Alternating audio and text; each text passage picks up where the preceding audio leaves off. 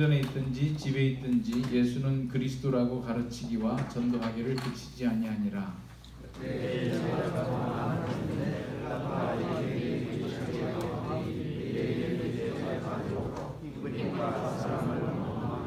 열두 사도가 모든 제자를 불러 이르되 우리가 하나님의 말씀을 제쳐놓고 접대를 일삼는 것이 마땅하지 아니하니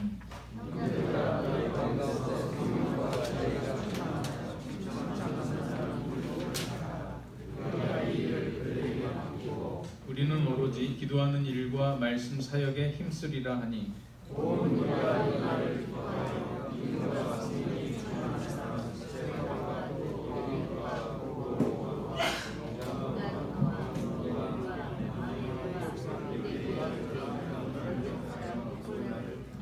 사도들 앞에 세우니 사도들이 기도하고 그들에게 안수하니라.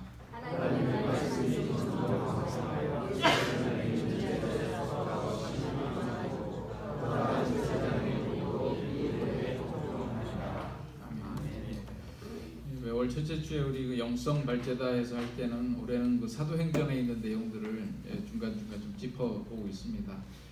사도행전을 통해서 우리의 영성뿐만 아니라 사실 복음이 팔레스틴 한쪽 지역에서 그냥 한 부족의 토속 종교로 끝나는 것이 아니라 전 세계 사람들을 대상으로 하는 복음으로 펼쳐지게 된 게 일반 비즈니스로 얘기하면 조그만 구멍가게에서 글로벌 기업 된 거 아니겠어요? 그래서 그런 그 원리 속에 담겨 있는 하나님의 경영의 원리들도 있고 이것이 단지 경영의 원리가 아니라 더 근본적으로 우리 영성의 토대가 되는 내용들이다.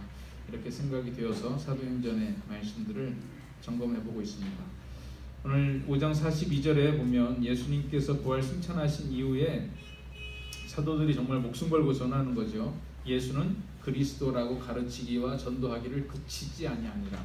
성전에서든지 집에서든지 시도 때도 없이 때와 장소도 구분 없이 그저 뭐를 전했느냐? 예수는 그리스도다. 다시 말해서 예수 그리스도가 죽은 가운데서 부활하셨고 우리에게 나타나셨고 그분이 다시 오신다고 얘기하셨다. 이 말씀을 예루살렘과 유대와 사마리아와 땅끝까지 전하는 게 그들의 사명이잖아요. 그래서 엄청난 성장을 입은 거죠. 뭐 때로는 베드로가 한번 설교하면 3,000명이 회개했다, 5,000명이 회개했다. 대단한 거 아니겠어요?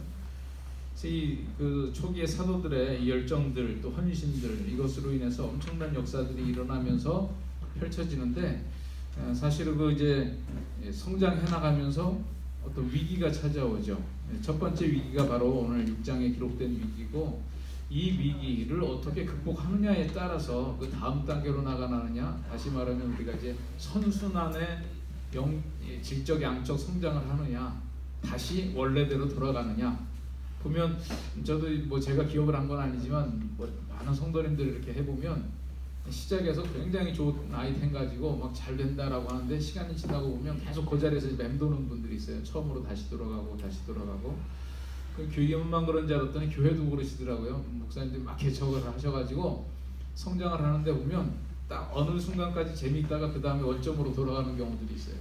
그게 뭐냐면 이 위기 관리를 어떻게 했느냐에 따라서 그 첫 번째 위기를 관리하는 걸 보면 그 다음이 되게 이제 예측이 되죠.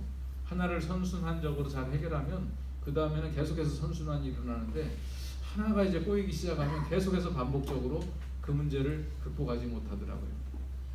그래서 제가 피스메이커 사역을 할 때 주로 어떤 관계에 대한 부분, 그리스도인 화평에 대한 부분 이런 부분 다루는데 목사님들한테도 막 처음부터 오라고 그러면 되게 안 오다가요 몇 년 있다가 나타나요. 그러면 저는 이제 이제는 전에는 좋았는데 이제는 약간 경험이 생겨가지고 몇 년 있다가 나타나시는 분들 보면 약간 걱정이 돼요. 뭔가 문제가 있어서 왔거든요. 그 문제도 본인이 벌써 몇 번 실패하다가 오는 경우가 많아요. 그러니까 대개 이제 교인들 간의 갈등에 대한 부분들을 어떻게 해결해야 되느냐 이것을 본인 나름대로는 노하우가 있다 그래서 해나갔는데 결국 결과적으로 그 부분에 대한 극복을 하지 못하면 교회가 개척의 단계에서 계속 맴돌게 되는 거죠. 그래서 오늘 이 복음이 전파되면서 나타난 이 첫 번째 사도행전 6장에 나타난 문제가 저는 굉장히 중요한 우리 영성에 있어서나 우리 기업 경영에 있어서 굉장히 중요한 부분이다. 왜냐하면 이 6장 1절에 보면 그때 제자가 더 많아졌는데 부흥이 일어났잖아요.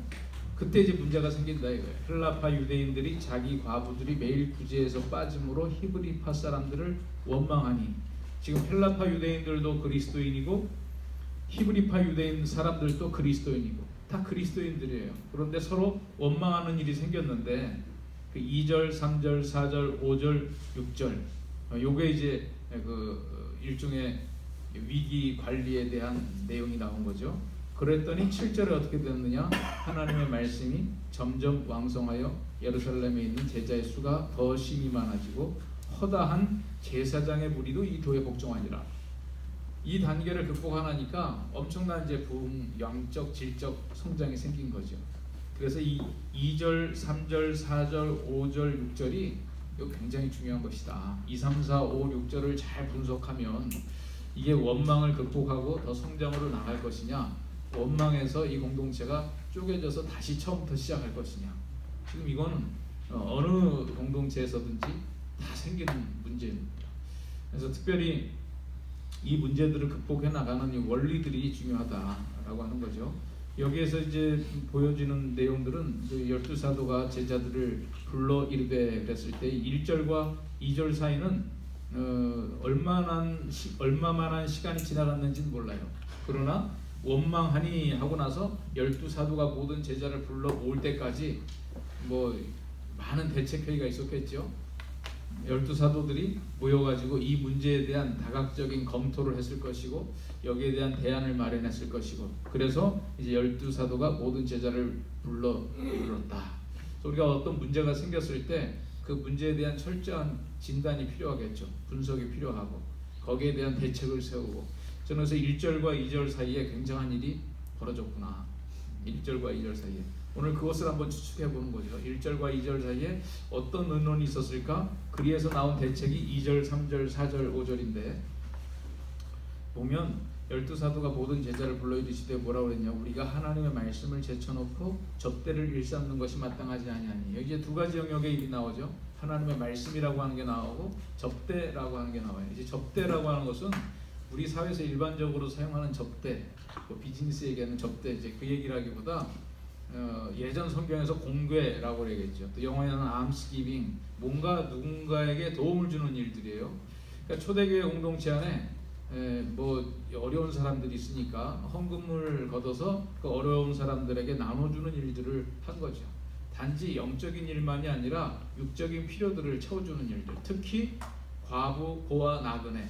이 성경에서 나오는 요 고아와 과부와 나그네는 전통적으로 땅이 없는 사람들이에요. 생산 수단이 없는 사람들이죠. 요 사람들은 그 공동체에서 먹여 살려야 될 의무가 있고 책임이 있어요. 또 그 사람들은 그런 도움을 받을 수 있는 권리도 있고.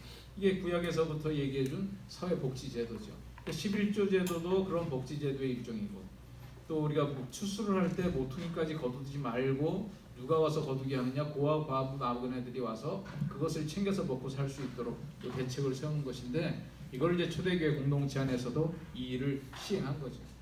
바로 이런 어떤 그 사람들에게 먹여 살리는 육적인 일과 하나님의 말씀을 놓고 전파해 나가는 영적인 일과, 이 육적인 일이 한 교회 공동체 안에서 일어났는데, 한 공동체 안에서 일어나지만 영역은 두 개죠. 지금 이 사도들은 그것을 분석한 거예요. 지금 하나님의 말씀을 다루는 일이 있고, 또 하나 우리 공동체 안에 육체적인 필요를 따라 공급해 나가야 될 일이 있다. 이 두 가지 영역 중에서 우리가 가만히 생각을 해보니까 우리가 다 한꺼번에 다룬다라고 했던 것이 문제였구나. 참 사도들은요, 그 분석이 대단한 것 같아요. 제가 사도들 같았으면 불평하는 사람들 그걸 불러다 놓고 콩구멍을 내줬을 거예요. 내가 뭐 놀고 있는 것 같으냐? 기도도 안 하고 다 기도하고 사도들이 말씀 가운데서 해나가면 따라올 것이지. 그냥 아멘 하면 되지. 뭘 여기다 손 들고 뭐 반대하고 원망하고, 그렇게 원망하다 다리 부러진다, 사업 부도난다, 가다 교통사고 난다, 뭐 이런 얘기 하고 싶었을 텐데 불러다 놓고 그런 얘기를 하지 않고 분석을 해보니까 너희들의 그 원망에는 이유가 있다. 근본적인 이유는 보니까 우리가 제공을 했다. 뭐냐? 말씀과 접대가 있는데 우리가 이 긴급한 접대를 일에 시간을 쓰다가 하나님의 말씀에 대해서 소홀해진 결과가 생겼다. 결국 우리 책임이라는 거예요. 그래서 여기에 대한 대안은 뭐냐? 3절 형제들아 너희 가운데 성령과 지혜가 충만하여 칭찬받는 사람 7을 택해라. 우리가 이 일을 그들에게 맡기겠다. 지금 여기도 보면 일정한 자격 조건은 본인들이 제시했지만 선택은 당신들이 해라 이거예요.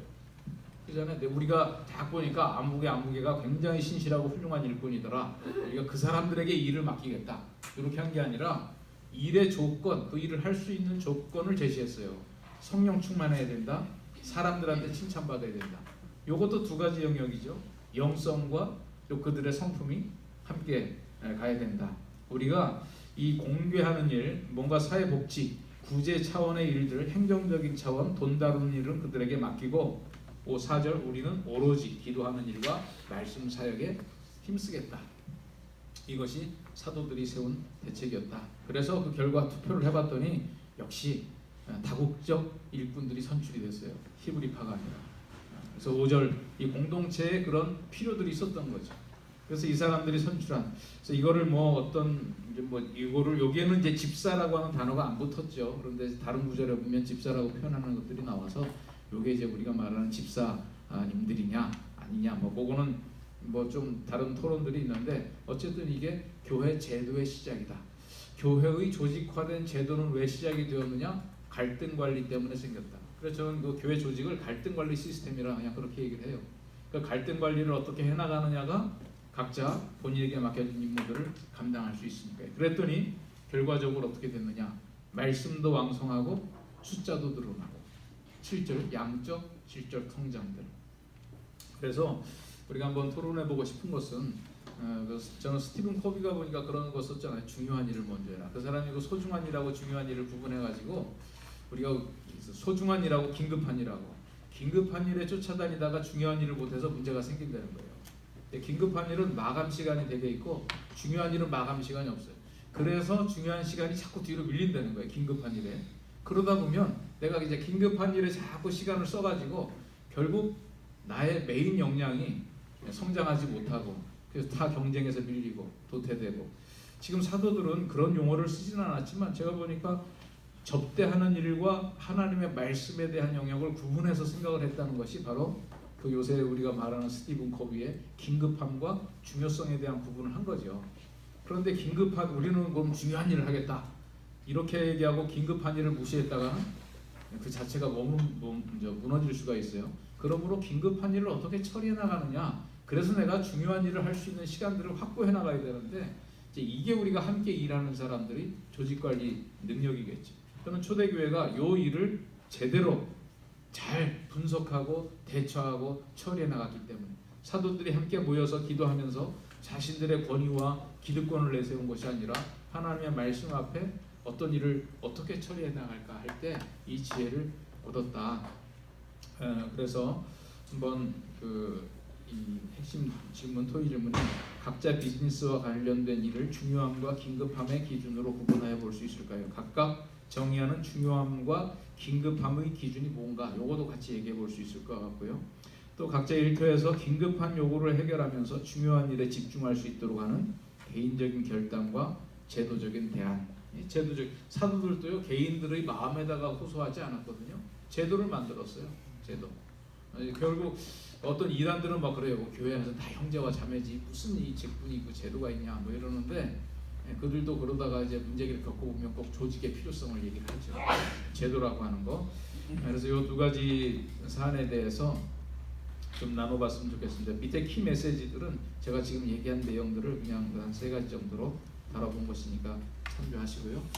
우리 이 일을 가지고 한 20분 정도 토론하고 한 10분간 또 발표하고 그렇게 해보도록 하겠습니다. 우리 테이블 리더들 자리에서 한번 일어나 보실까요? 테이블 리더들. 여기 3분이면 한 분 정하셔야죠. 이게 안 정해지면 요거 정하다가 시간 한 10분 가더라고요. 자, 우리 함께 힘있게 한번 박수 치겠습니다.